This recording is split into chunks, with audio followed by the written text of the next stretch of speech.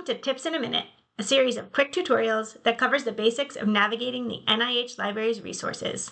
This tutorial will cover how to locate books and eBooks. To get started, head to the library's website at nihlibrary.nih.gov. Be sure you are logged into the site. You can see the main search bar on the home screen. Enter the topic or title of the book you would like to find. Now we are seeing the results page.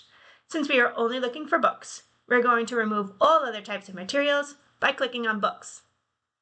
Now our results only include both print and eBooks. If you wanted to limit to only eBooks, you can simply go to the left-hand menu under Availability and select Available Online. To read an ebook, simply click on the title and follow the link under Full Text Availability. If you need help searching for books or ebooks, or with logging into the NIH Library website, click on Ask a Question in the top-level menu.